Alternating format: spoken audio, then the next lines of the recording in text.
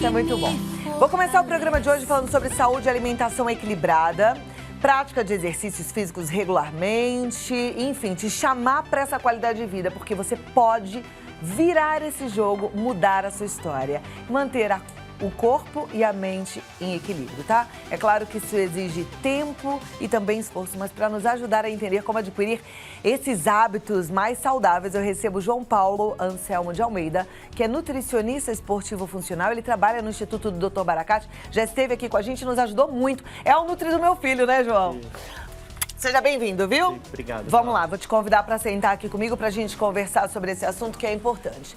Você sabe que todo dia eu falo isso para minha turma que me acompanha, né? Da importância da gente fazer boas escolhas na alimentação, exercício físico, tentar equilibrar a mente e deixar aí em congruência com o corpo. Mas eu sei que nem é tão fácil conseguir isso.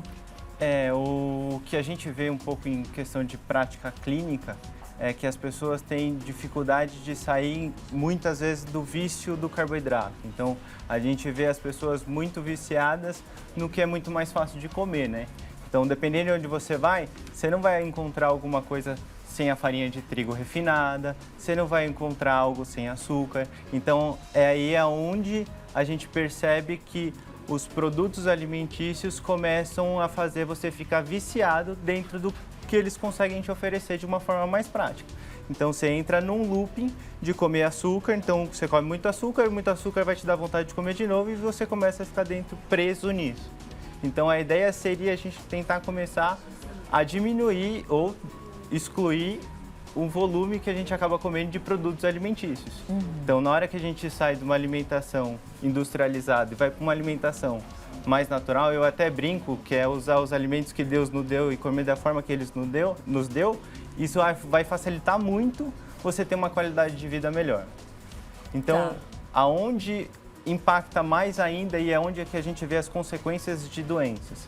Na hora que eu começo a comer algum alimento industrializado, ele vai ter um realçador de sabor, ele vai ter corante e ele vai ter muito adoçante. Aonde vai impactar isso? No seu intestino. Na hora que eu começo a ter uma alteração intestinal por um excesso de corante, que é um químico, que o corpo não entende como absorver, ele vai começar a fazer um processo de inflamatório. Então ele vai começar a alterar o funcionamento natural do seu intestino e isso vai te trazer muitas consequências, doenças, depressão, um estresse que você não consegue controlar, uma vontade maior pelo açúcar e isso você cria uma bola de neve. Então é um círculo vicioso, uma coisa leva a outra que depois leva à origem do problema e fica girando em torno disso tudo. Isso. Você falou de vício e aí eu me lembro muito, porque a gente cuida aqui de falar sobre dependência química toda segunda-feira, né? E vício, a gente tem duas escolas, uma que trabalha de minimizar os problemas, então a pessoa vai usando outras drogas mais leves para largar aquela mais pesada, e tem uma outra escola que diz não, nenhuma droga, porque senão volta a ter recaída. Isso. No caso do açúcar, do carboidrato. A gente pode fazer duas escolhas também. Uma é entender qual carboidrato a gente pode comer. Então, eu não quero parar de comer carboidrato por um tempo, então eu vou sair da linha do que é refinado. Então eu vou parar de usar o que a indústria mexeu para dar para eu consumir. Então, ao invés de eu comer um açúcar branco de mesa, eu vou trocar por um açúcar de coco. Eu não vou usar açúcar, eu vou adoçar com um pouco de mel, eu vou adoçar com uma banana, eu vou usar uma tâmara. São alimentos que a natureza nos deu. Então isso facilita muito ele começar a mudar esse looping. Então na hora que eu começo a sair desse ciclo, o corpo ele começa a assimilar melhor, você começa a ter mais disposição, sua depressão começa a diminuir, você começa a ter vontade de treinar, você começa a melhorar, porque o seu corpo começa a assimilar melhor os alimentos, porque o intestino está funcionando melhor. Aí se vai lá e coloca um carboidrato errado, uma quantidade de açúcar, volta tudo a estaca zero. Volta tudo. Então você tem que ficar um tempo, é o mesmo processo para o vício. Então você tem que fazer por um período determinado que não é curto, para depois você poder, o açúcar no caso, você vai poder consumir esporadicamente, ou não, o açúcar me dá um gatilho de comer de forma abusada por muito tempo. Então, você vai ter que excluir esse tipo de açúcar para manter a alimentação de uma forma mais saudável, para você ter qualidade de vida até envelhecer. Perfeito. Na verdade, a gente tem que se conhecer, né? Saber até onde a gente pode ir, se a gente não vai enfiar o pé na jaca e não vai mais conseguir desatolar dali. Isso. Então, tem que tomar bastante cuidado. Esse autoconhecimento, a gente consegue, como nutricionista, buscar muito com o que vocês falam pra gente.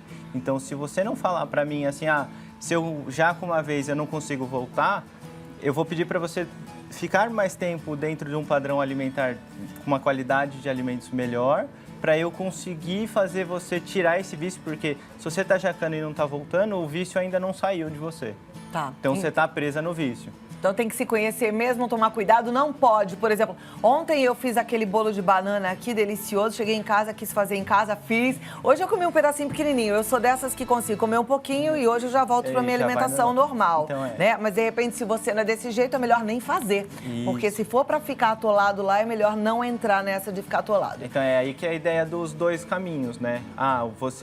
Você consegue voltar. Você conseguiria ir trocando os tipos de açúcares que você usa para você continuar comendo o bolo que você gosta, de uma forma cada vez mais saudável. E vai ter pessoa que vai falar, não como o bolo, porque o bolo vai fazer você comer um monte de besteira depois. Então, Perfeito. Tem os dois caminhos. Tenho muitas telespectadoras que contam pra mim que elas mantêm a dieta bonitinha durante o dia todo, mas que chega lá pelas 6 da tarde, vem um desespero e justo de comer doce, bolo, massa. O que a gente acaba vendo é o quê? Tem duas situações. Uma é ela tentou manter tão restrito, mas tão restrito durante o dia, que ela teve pico de fome. A segunda é o quê? A gente tem um hormônio que é o hormônio do estresse, que é o hormônio cortisol. Ele é um glicorregulador. O que seria isso? Ele ajuda a regular a glicose no sangue. Então, ele é um hormônio que vai fazer a gente acordar. Então, de manhã, ele vai estar sempre alto. E à tarde para a noite, ele começa a cair para facilitar a gente entrar no sono. Então, à tarde para a noite, eu estou perdendo esse poder de regular a glicose no meu sangue. É onde você tem, a maioria das vezes, a compulsão por comer o açúcar.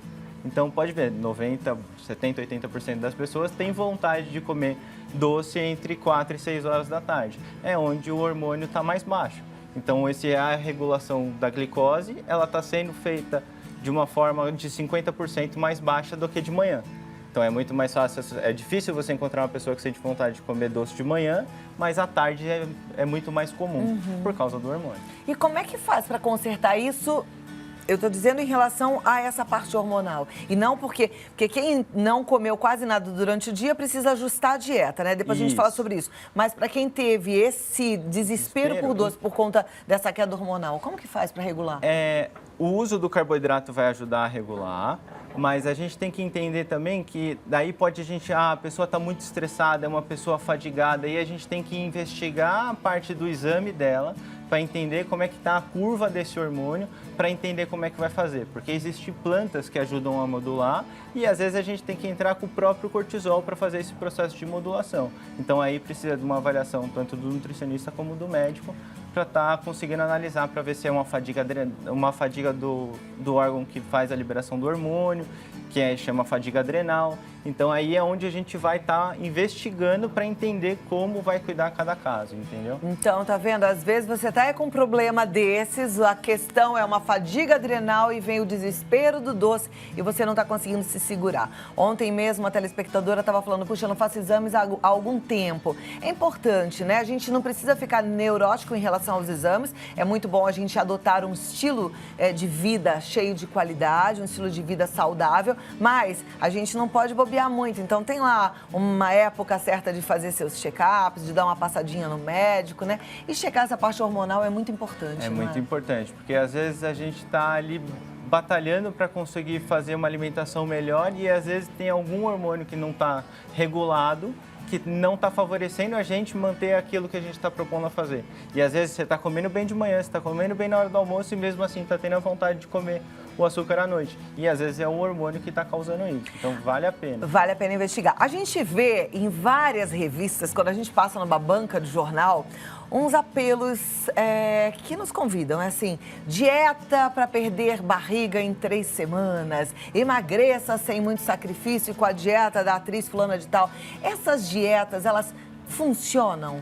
Então, Cláudia, se funcionou para uma pessoa, não quer dizer que vai funcionar para outra de primeiro momento. Mas a gente tem que entender que às vezes aquela pessoa já está habituada a fazer uma dieta muito restrita por muito tempo e daí você olha aquilo, te chama a atenção, eu vou perder 4 quilos fazendo aquilo, mas você não consegue manter algo próximo daquilo porque o que você vem fazendo antes é muito fora da sua realidade. Então, para você conseguir encaixar aquilo na sua realidade, você teria que ir de uma forma mais lenta ou com alguma orientação para entender como sair dessa dieta tão restrita. Então, a questão não é fazer a dieta restrita, mas em sim entender como é que você vai dar os próximos passos. Porque todo mundo que faz acaba emagrecendo, porém depois não consegue sustentar esse processo de emagrecimento. Por quê? Faz por um período, não aguenta mais, volta a comer igual comia antes.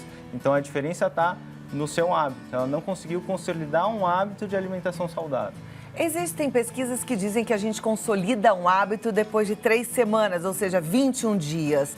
A nutrição Sim. Acredita nisso? A gente acredita nisso e acredita que, assim, eu vou acreditar muito nisso quando você não estiver mais viciado. Então, quando não estiver viciada em açúcar, por exemplo, por exemplo, isso? você está preso dentro de uns alimentos refinados, açúcar, farinha, enfim. E se você vem comendo isso com uma frequência muito alta, eu primeiro preciso fazer você entender que você não depende desses alimentos para comer. Então, para depois eu começar a consolidar alguns hábitos. Então, eu faço um choque para tirar esse vício do açúcar, para depois introduzir os carboidratos para você comer de forma equilibrada. Esse choque significa não açúcar de jeito nenhum, é isso? Às vezes sim, às vezes não. Aí vai de cada caso, como você falou. Eu consigo comer um pouquinho e voltar. E aí a gente vai tentando levar de uma forma que seja agradável para você fazer, que não seja assim, estou fazendo uma dieta, está sendo um sacrifício, está sendo muito difícil para mim. E isso acaba atrapalhando se for muito restritivo e você não estiver disposto a esse processo de restrição. Perfeito. Tem uma pergunta aqui no WhatsApp e é bem interessante, também fala de alimentação e qualidade de vida, é da Juliene. Ela mora em São Bernardo do Campo e ela quer saber sobre jejum intermitente. Antes a gente ouvia dizer que tinha que comer de 3 em 3 horas, agora está na moda o jejum intermitente. Eu brinco assim, comer de 3 em 3 horas não é uma regra. Comer de 3 em 3 horas ajuda as pessoas a não sentir fome. Então, quando você não está com muita fome, você tem uma facilidade de escolher bons alimentos. Então, eu não descarto a regra de comer de 3 em 3 horas, mas eu também gosto do jejum. Então, o jejum faz com que você diminua os seus índices de insulina, ele ajuda a melhorar essa vontade de comer o doce, porque assim, você se propõe a ficar 16 horas sem comer. Você está fazendo um jejum de 16 horas. Qual que é o benefício disso? Você vai parar de dar impacto no seu corpo com a alimentação, então todo o seu corpo entra num processo que a gente chama de autofagia, então o seu corpo começa a se recuperar porque ele não tem nada para atrapalhar ele nesse momento.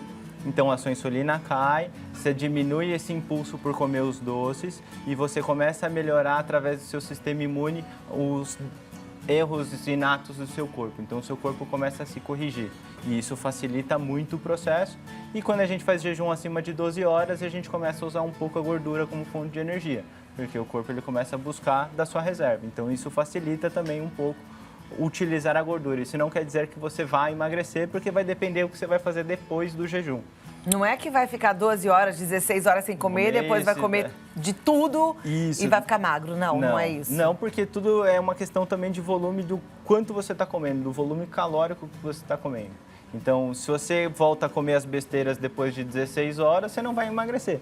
Não, estou voltando com uma alimentação com qualidade, com alimentos que a natureza está me dando, isso pode te favorecer e muito, porque isso ajuda você a fazer um processo de restrição calórica. Perfeito. As escolhas em relação à alimentação, elas afetam a nossa mente? A gente está vendo uma sociedade estressada, desgastada. Sim. Então, eu gosto muito de brincar com o termo enfesado, né? Então, a relação do alimento, ele vai muito de acordo com o que está o seu intestino e o seu intestino vai dizer um pouco como vai estar o seu humor. Então, se o seu intestino não está funcionando bem, provavelmente você não vai ser uma pessoa bem-humorada. Por quê? A gente tem a liberação do hormônio do bem-estar, acontece 90% no intestino, que é um hormônio chamado serotonina. Então, ele que vai te dar o bem-estar. Se o intestino não está bom, você não vai ter os 90% e daí os 10% vai ficar faltando, é onde você vai começar a ter oscilação de humor. Então, você pode ter uma crise de ansiedade, um estresse muito alto e, por último, um grau de depressão. Então a gente tem que cuidar. A gente tem que cuidar da alimentação. Não tem escapatória, minha gente. Vamos prestar atenção nas escolhas que a gente está fazendo, ouvir o que o João acaba de falar, deixar o nosso intestino saudável para manter a mente tranquila, com um sorriso no rosto, sem ficar aquela cara enfesada, né? João Paulo, muito obrigada. Gostei mais uma vez de te receber. Ele está no Instagram, Nutri_João Almeida, ou no Instagram, Instituto Dr. Baracate, porque ele é nutricionista lá do Instituto Dr. Baracate. Mais informações, nutrijoaopaulo@drbaracate.com.br. Muito obrigada e até a próxima. Uma alegria te receber, viu? Obrigado. Continua cuidando lá do meu filho com carinho, que ele tá ficando cada vez melhor. Pode deixar. Bonito ele já é, né, gente? Quem é que não acha seu filho a coisa mais linda do mundo? Eu acho os meus.